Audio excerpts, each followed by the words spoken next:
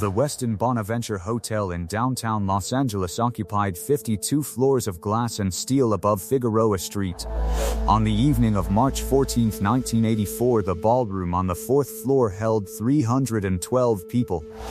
They were the kind of people who wore watches that cost more than cars.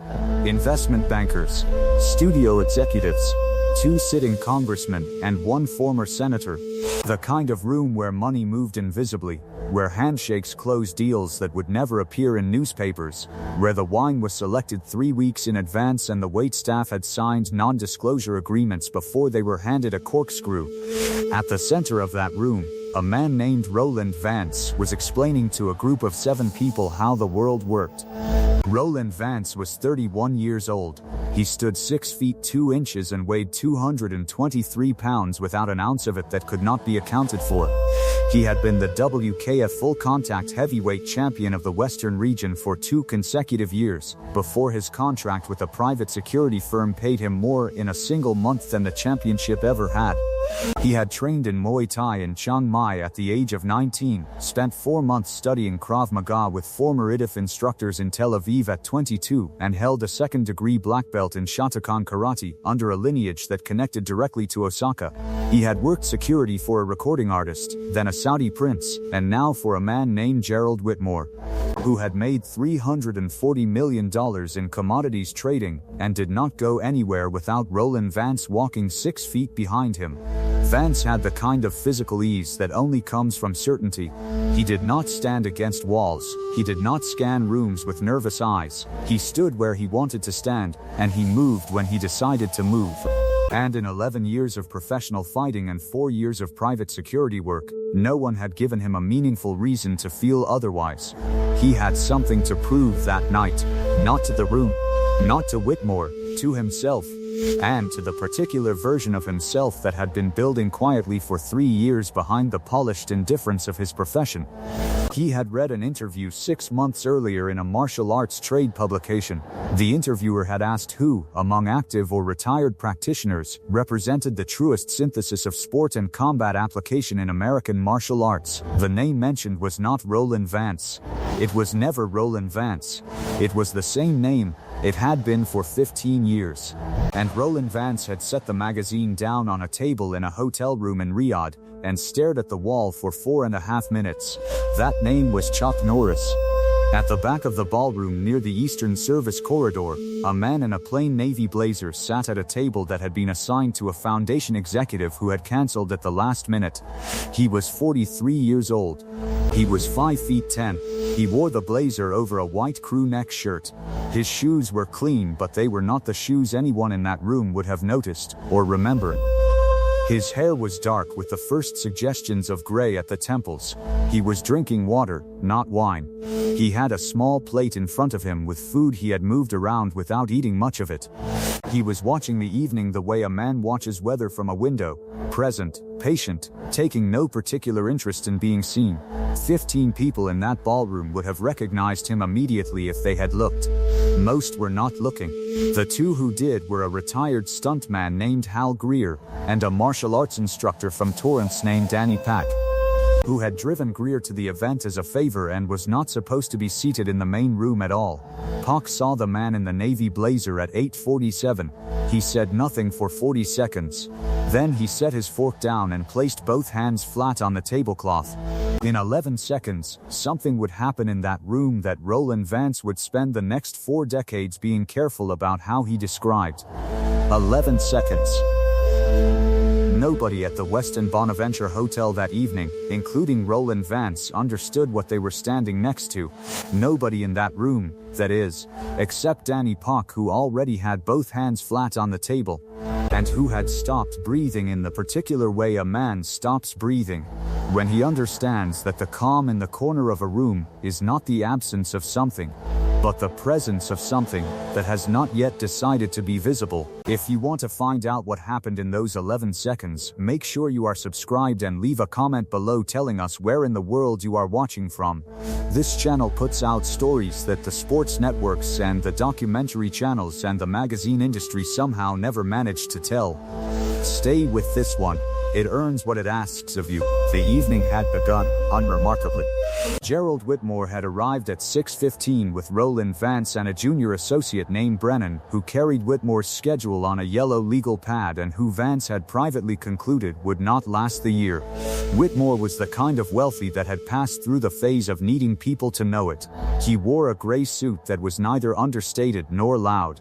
He ate slowly and he asked precise questions, and when he laughed it was measured and real. He was not the origin of what would happen that evening. He would not become a part of the story that spread afterward. He was the occasion. Roland Vance had worked the perimeter for the first hour and a half. He had assessed the room the way he always assessed rooms. 2 exits, 1 service corridor, 3 individuals whose build and posture flagged for second-level attention, none of whom proved relevant. By 8 o'clock he had relaxed into the professional stillness that long events require, the kind of alertness that looks like calm from the outside and is in fact an extraordinarily refined calibration of the nervous system. He was good at his work. Whatever happened later, that fact belongs in the record. At 8:30 a man Vance knew slightly, a trainer named Curtis who had worked the amateur circuit in Southern California for a decade, appeared from the direction of the bar and walked to where Vance was standing near the eastern wall. Curtis had a particular expression on his face. Vance had seen it before. It was the expression men wore when they had information they believed was valuable and were deciding whether to spend it or hold it. Curtis spent it. He told Vance that the man in the navy blazer in the back of the room was Chuck Norris. He had it from the foundation's events coordinator, who had it from the assistant to the board member who had extended the last-minute invitation. Vance absorbed this information. He looked toward the back of the room. He looked for 11 seconds. He looked at the navy blazer and the white shirt and the careful plate of food and the glass of water. He looked at the way the man sat, which was the way a man sits when he has nothing to establish and no one to establish it for. Then Roland Vance said something that Curtis would repeat for the rest of his life whenever the evening came up in conversation. He said, "All right. Let me see something." What happened in the next 12 minutes has been described by witnesses in 7 different ways, and in each telling the specific sequence of events shifts in small and meaningful ways.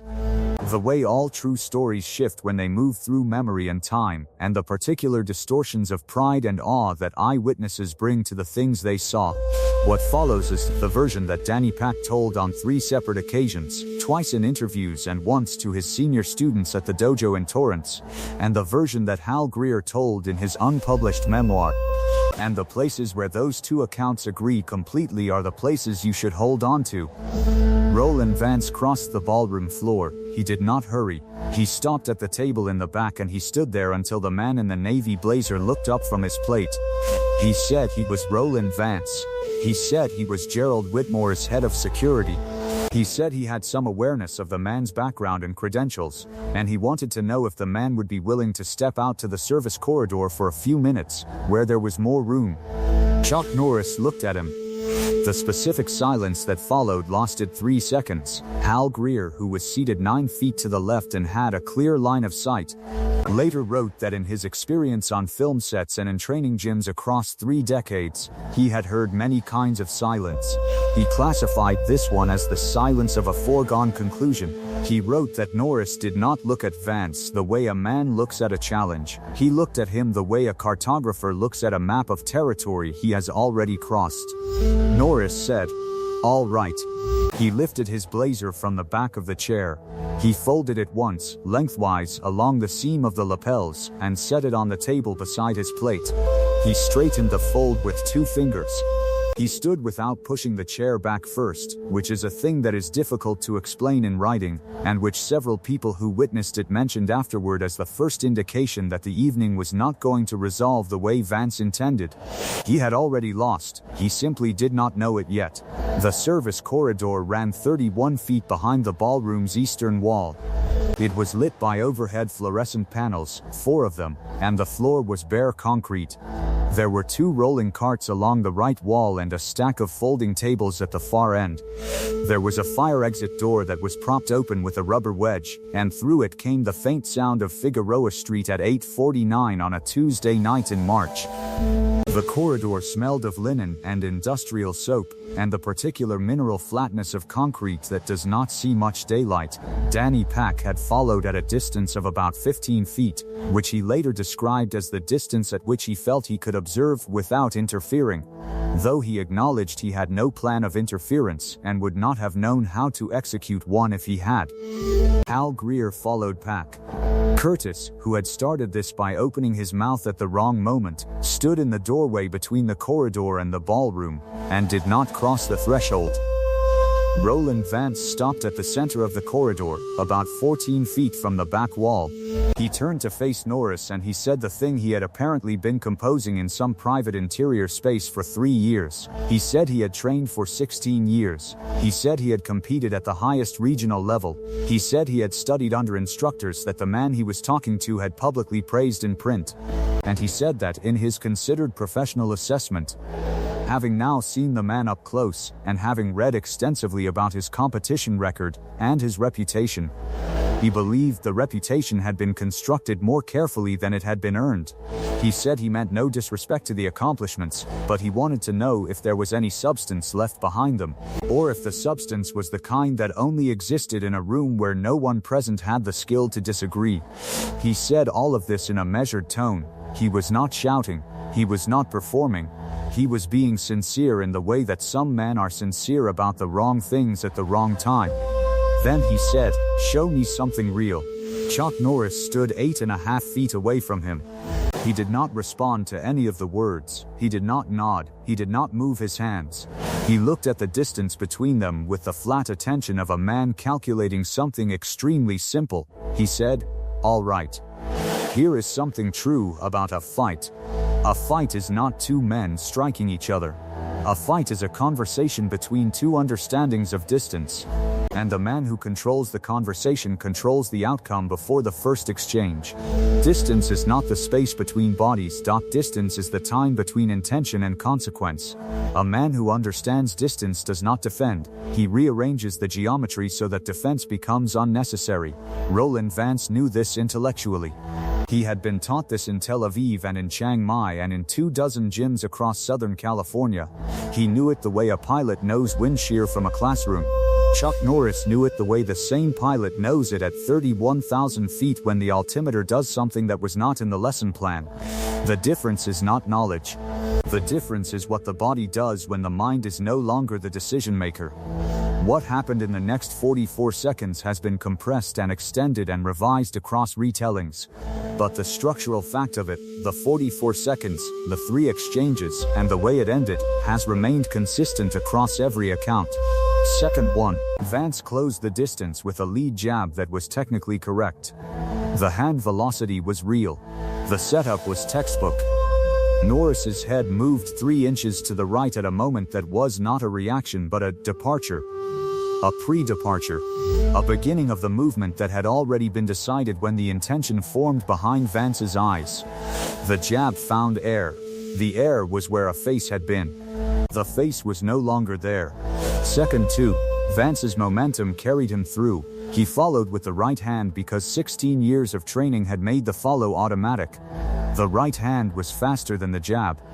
The right hand also found nothing, because the 8.5 feet had become 11 feet without Vance taking a step backward.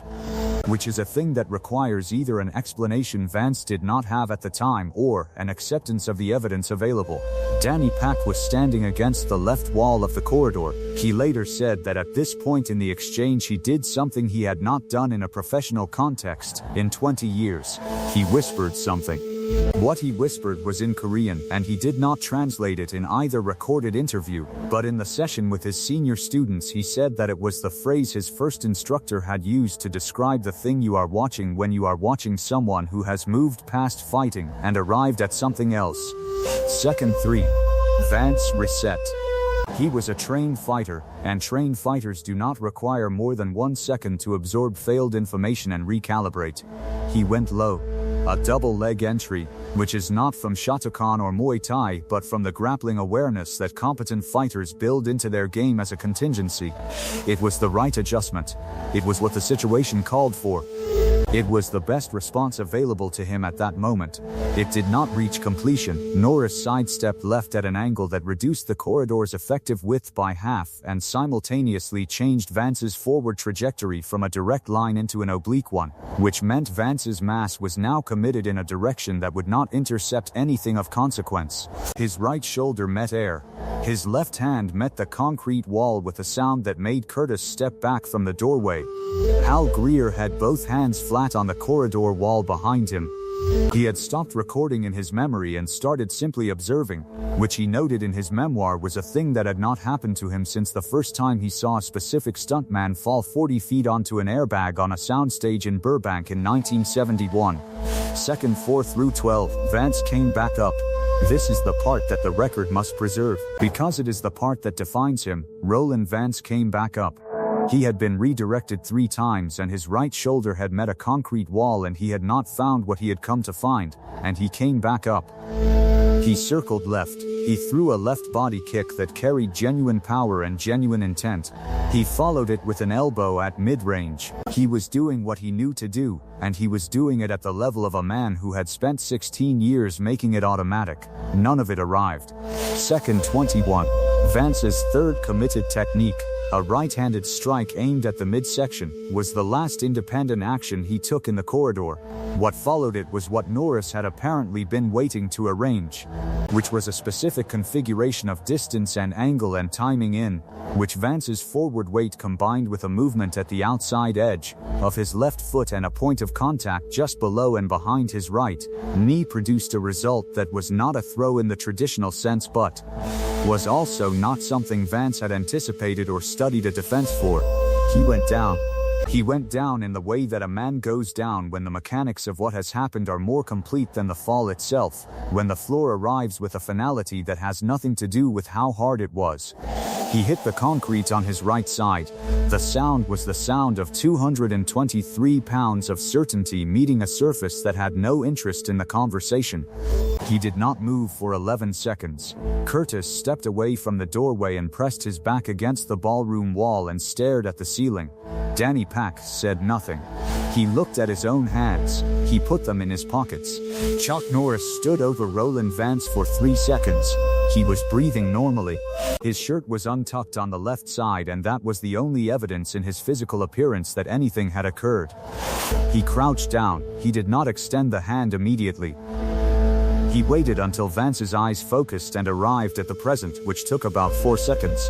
And then he extended his right hand, palm up, and held it there with the patience of a man who has done something he does not want to be thanked for. Vance looked at the hand. He took it.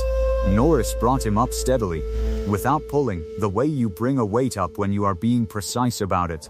When Vance was standing, Norris kept the hand for a moment and said something that only Vance could hear. His lips moved for 6 words. Neither Danny Pack, who was standing 9 feet away, nor Hal Greer, who was standing 12 feet away, could read them from that distance. Greer asked Vance about those words once, in 2003 at an event in Orange County, where they encountered each other by coincidence. Vance was quiet for a moment. Then he said they were not the kind of words you repeat, because repeating them would change what they were. He said they were words that were meant to stay in a service corridor behind a ballroom in a hotel that probably did not exist in the same form anymore. Greer did not press him. Roland Vance stood at a particular junction that March evening, and the choice available to him was the choice available to every man who has been shown something he did not expect to see. He could account for it honestly. He could arrange an explanation that made the geography of it easier to inhabit. He stood there for a long time without choosing either, which was itself a kind of answer. What he eventually did was extend his right hand and say, "I underestimated the distance." He meant it technically. He also meant it in every other way a man can mean a sentence. Norris shook his hand. He nodded once. He turned and walked back toward the ballroom door. He picked up his blazer from the table beside his plate. He folded it over his left arm. He finished his water. He left the Westin Bonaventure Hotel at 9:14. 2 witnesses saw him go. He did not speak to anyone on the way out. The door closed and the evening continued, and the room did not know that anything had shifted. The story moved the way these stories always move, which is to say it moved imperfectly and quickly, and in directions its participants did not intend. Curtis told 3 people at the event before 10 o'clock. By the end of the week it had reached a competition circuit in the San Fernando Valley. By the end of the month it had acquired details it had not started with. A broken wrist that had not occurred. A crowd of 12 that had been 3. A duration of 8 minutes that had been 44 seconds. The story shed some details too. It lost Vance's genuine skill, which was real and which the account requires. It lost the 11 seconds he stayed on the floor before accepting the hand, which is the detail that most honestly describes what he brought with him to that corridor. Danny Pak told the story once publicly, in an interview in a Korean-language martial arts journal in 1989, in which he said something that remained consistent with everything else Hal Greer had written, and everything Curtis had told, and everything that Roland Vance himself had said obliquely over the years. He said he had spent 30 years in martial arts. He said he had seen technical mastery. He said he had seen a few men who were genuinely dangerous, and a few men who understood fighting in ways that required different words than the ones normally used. And he said that what he saw in that corridor on a Tuesday night in March of 1984 was not a demonstration, and was not a lesson, and was not a competition. He said it was a condition. The way weather is a condition.